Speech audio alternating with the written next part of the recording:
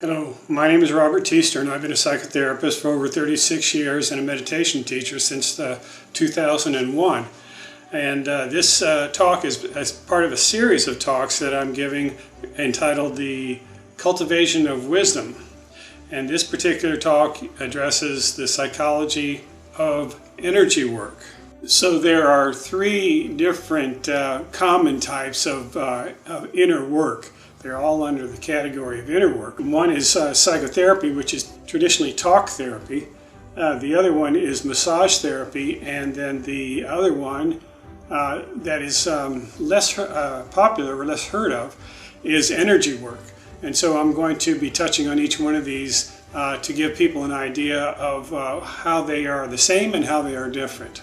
Now, in psychotherapy, the therapist directs the client into their feelings and with the work of their feelings and their intuition about what might be under the surface. And there's usually a lot of feelings, emotional pain of some sort or another that's in their body, but they're not in touch with that. And so in the tightly bounded therapeutic relationship, the client learns to trust the therapist, and he directs them into different kinds of feeling states. And oftentimes people cry and then they weep.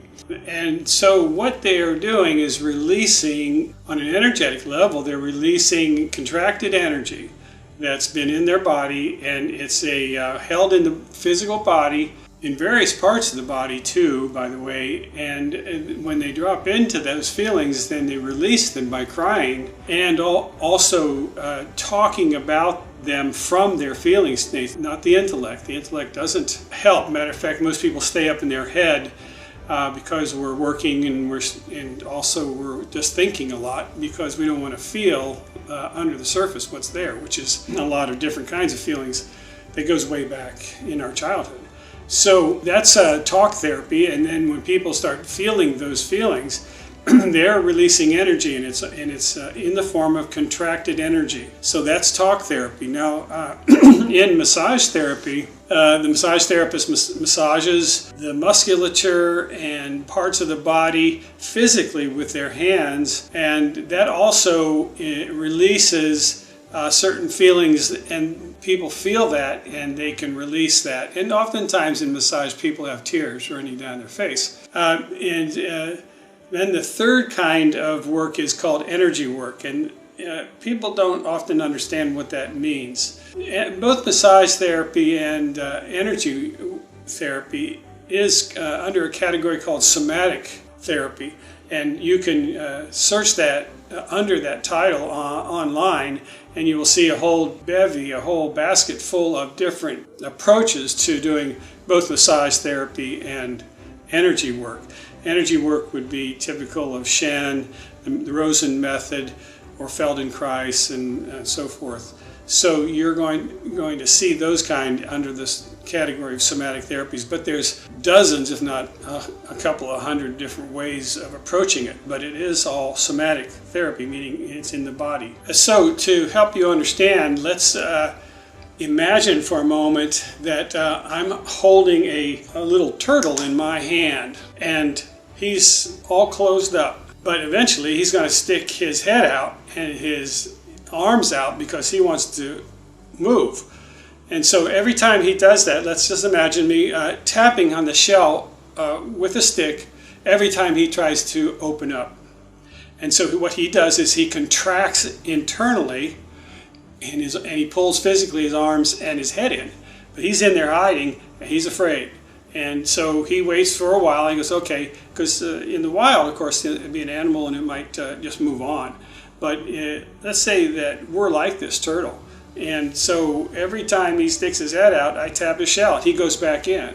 And after a while, he just stays in there for longer and longer periods of time, and he just doesn't come out unless he has to. And when he does come out, he's scared.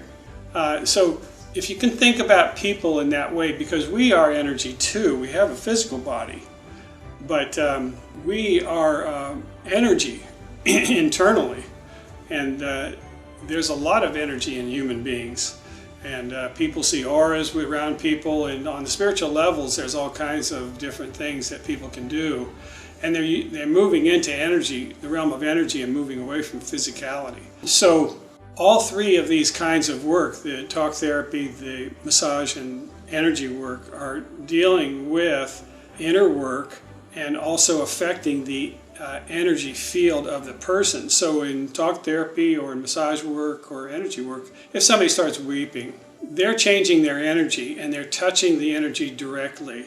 And that whole rippling thing that goes on when people weep, it's usually in the solar plexus.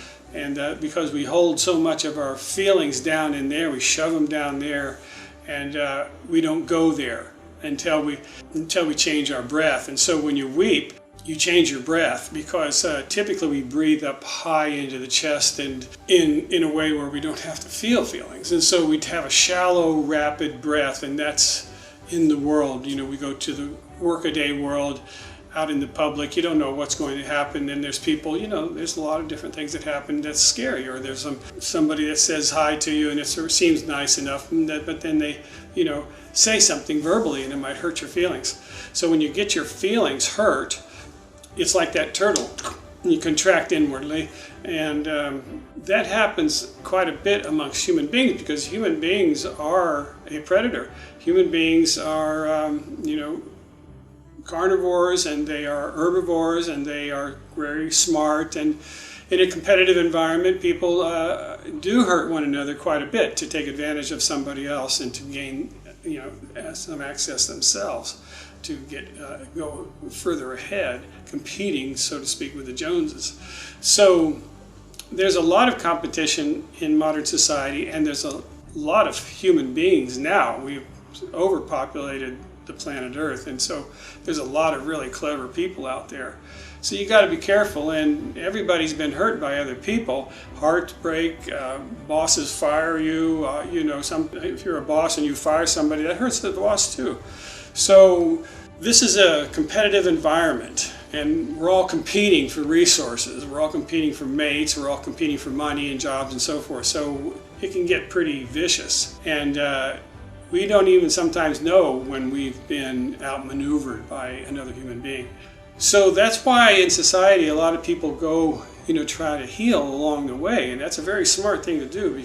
You need to do that. Believe me, it's very difficult to not do inner work and go out in the world, because you end up becoming a soldier, and you start shutting down on lots of levels, and you just, you know, so being a soldier is about survival. It's on the level of an animal. It's a survivor. You kill or not be killed, you know, and it's not so much like a war, but it's like getting acted out in the same kind of way. So you have to heal along the way. In Zen meditation, for instance, they talk a lot about people being like a lotus flower. And other spiritual traditions also talk about this kind of unfolding. And that's because when we do inner work, we open the petals of the flower one at a time. It isn't like we open the whole thing. The mind only deals with one thing at a time. People like to think they're multitaskers, but actually they're just going from one thing with the mind fully there and the other one quickly, and then they're on to that object. It's just one at a time with the mind. And so when we turn our gaze inwardly and we deal with whatever the feelings are that we have in there, it's on the level of energy work, that is just contracted energy, and it's historical in nature.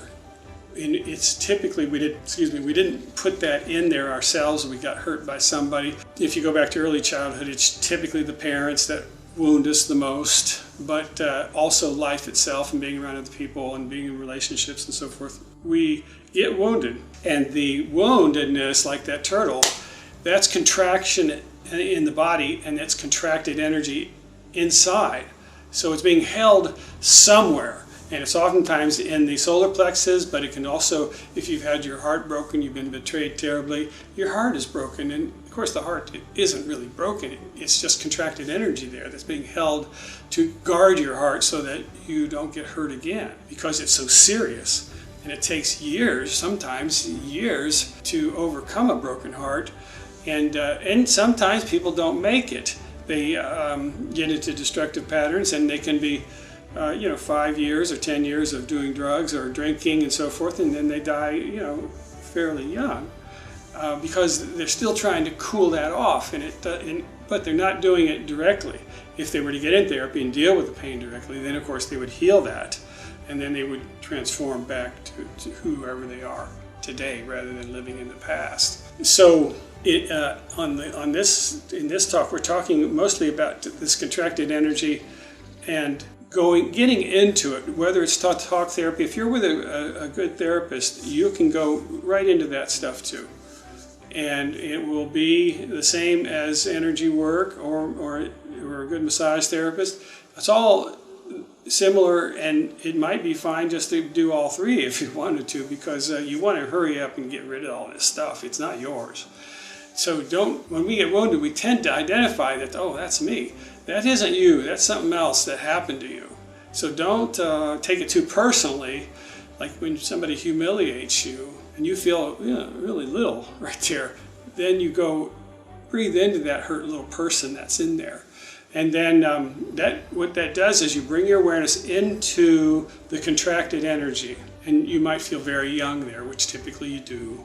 And you breathe into that, and you don't run this time. It's like we want to do what we always have done when we go into that kind of feeling. We want to run, get busy, distract our minds. But in treatment of some sort, you have to breathe into that. You stay there and you go, okay, this time I'm not going to run. I'm going to stay here and I'm going to breathe into this. And the therapist is your guide and your witness, and they're going, stay with it, breathe into that. And you might start weeping, and that's fine. That's really good. And it unfolds then. That thing that's contracted starts to open up because your awareness is on it. And it opens up slowly. And then here's how the elements work when there's contracted energy in the body. Listen carefully to how the elements work. First, it's called the earth element, which is the hardness in the body. It's a contracted, like a stone. It's a contracted part of the body. And it could be there for 20, 30, 40 years, whatever. And all of a sudden now you're looking at it, and with the help, a professional person helping you, then you start breathing into this hardened element, and you go, well, I'm scared. Okay, stay with it and keep going. And that turns into the fire element. It gets very hot. It gets a feeling of heat comes in the body. It's like, oh, and then of course that's when we really want to run, but this time we're not going to run. And so we stay with the fire element, and we are very uncomfortable with that, and we feel like, I'm on fire and it hurts and I want to run, but I'm not going to run. I'm going to keep my mind right on it, and I have the help of a healer or a professional person right here. I'm going to go with this, and just, even if I die, I'm going to stay with this heat. So when you stay with the heat, the next element that comes into that, the second element is the heat, and the first element's earth, and the third element is water. You start weeping in that place, and your awareness stays on this thing that's inside, and then you stay with the water element until you're done weeping.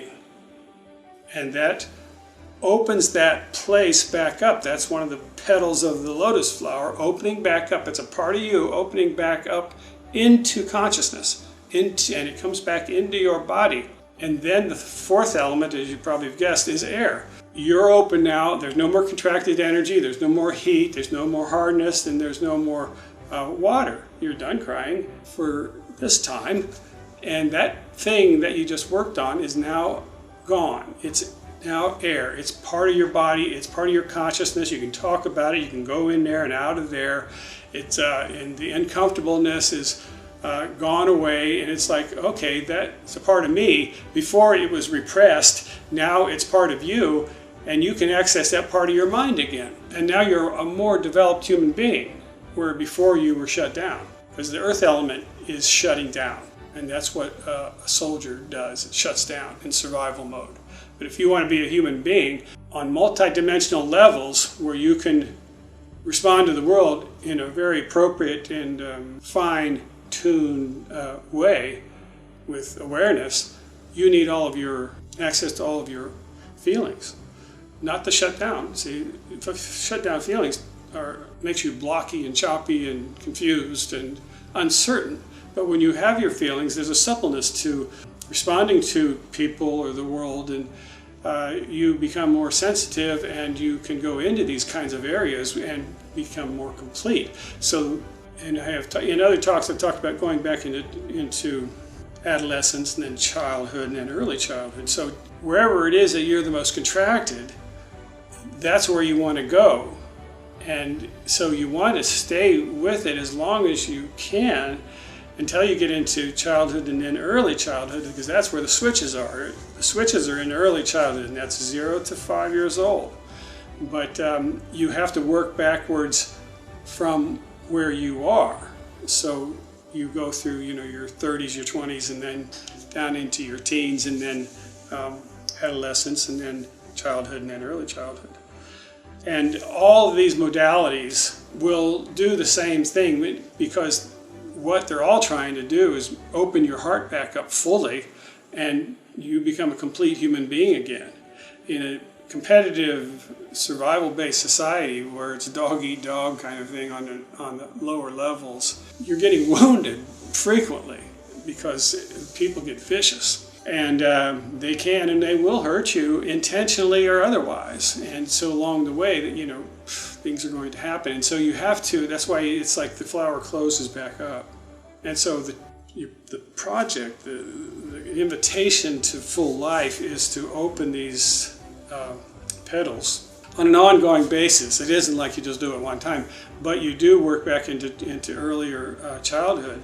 And those things don't come back when you are with them fully and you heal yourself. And what you're doing, I'll explain this to you. When you got wounded, let's keep it right in the early childhood phase where you were a little kid. And of course you don't remember most of that, believe me. People have just maybe snapshots at 5-year-old, but very little at 4, some things. At 3, almost all of it's gone. 2, nothing. 1, of course, nothing. So if you want to go back into that, then you will open yourself up, but it's very difficult. The only way you get in there is going back into your grief, and that opens it up, because the grief follows that, and it's not an intellectual thing at all, it's just grieving. So you're going back in childhood, and there are wounds in there. You didn't put them in there, your parents put them in there because you were at the mercy of your parents in early childhood, one way or the other.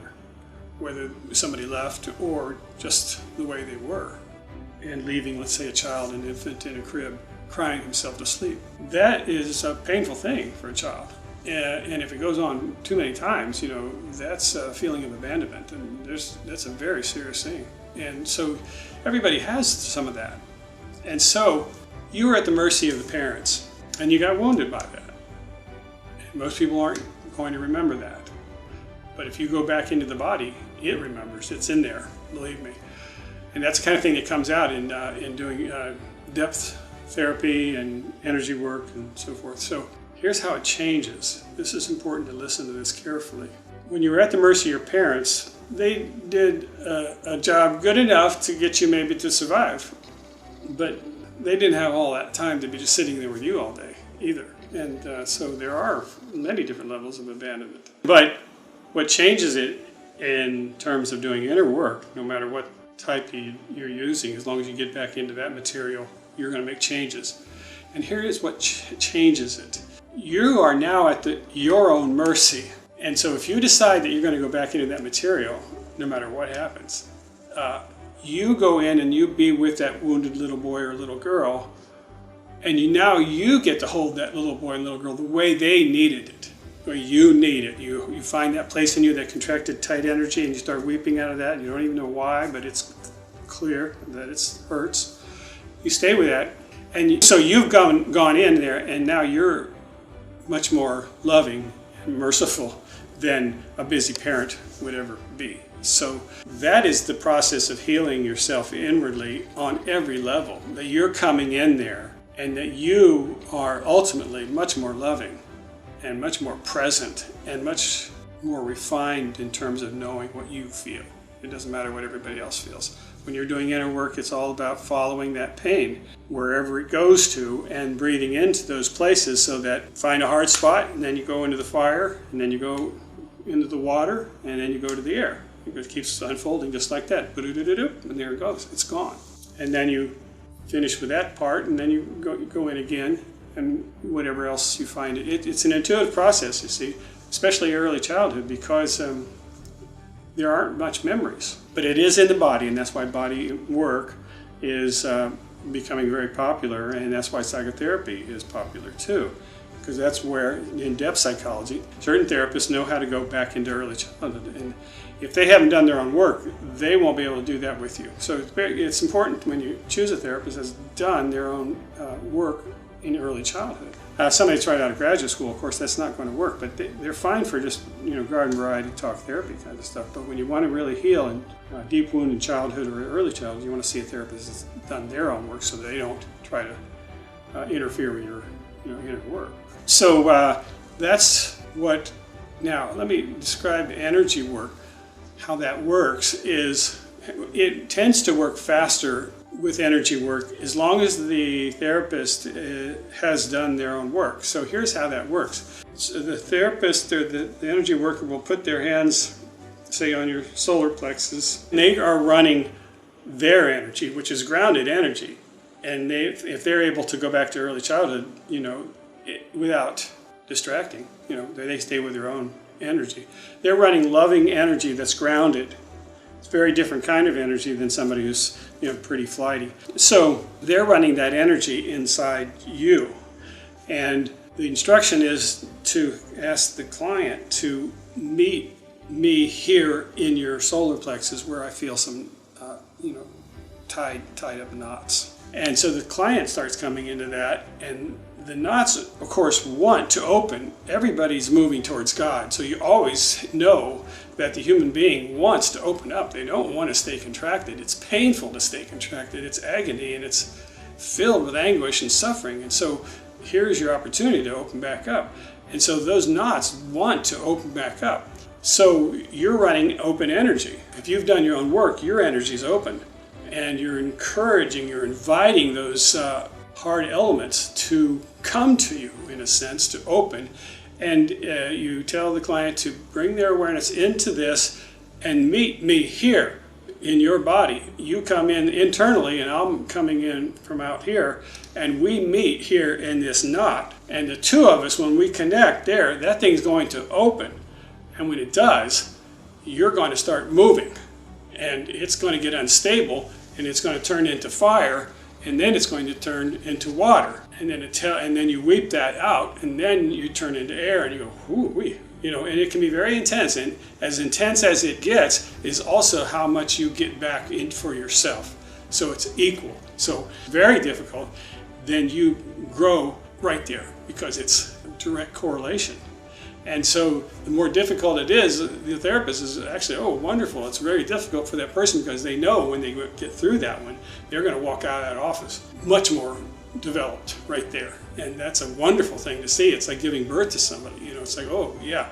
So they know that. And so when you start seeing that this is how it works, then you're more willing to go into childhood material because of the work you've done before. And then when you see how that goes, then you go into early childhood. And so that usually is somewhere in the third or fourth year, that kind of work. So that's how energy work works. It's but not everybody can do that. Only people that know how to do that can do that. And if people have developed themselves in this way directly, themselves doing their own work, they can do it because they're not jumping out of their body anymore. And they're grounded in their body. And so when you start feeling your feelings, they don't react to that. They're holding that in a loving way and go, yeah, that's good, keep going. Let's explore this one. This is a good one.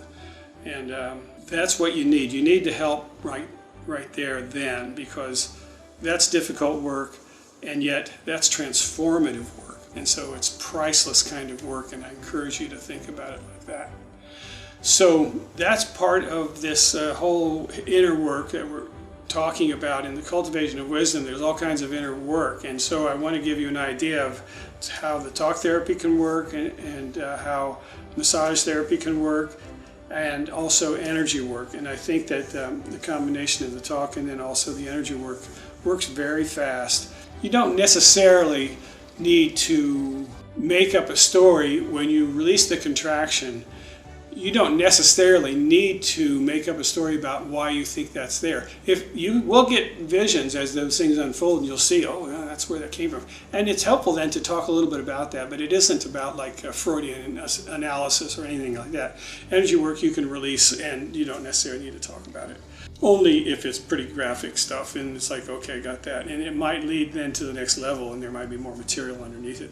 So it's mostly breathing into that stuff and then having a little end conversation about it, and then maybe in the beginning how you're doing, because sometimes it can be so upsetting that you have a hard time for a day or two after that. So you would definitely want to clear your schedule. If you're getting into really deep material, you want to clear your schedule where you're not too busy so you don't get too confused, transitioning out into the outer world and into your job and so forth. But you can talk to your therapist about, how to transition like that. And a therapist can always help put the brakes on, so there's all different levels of that. You can work for just 45 minutes, you can work for an hour, hour and a half, and you work on the weekend, come in Friday, and then you'll have the weekend to heal up. And so there's lots of different treatment methods that therapists know to help people to get them to transition back to your daily life. So this is a part of the Cultivation of Wisdom. It's an important one, and it's regarding the three topics would be talk therapy, massage therapy, and mainly energy work. So this is the psychology of energy work and how the mind works. So my name is Robert Teester, and thank you for listening, and contemplate what I've said, integrate it, and think about getting the help that you need. Thanks.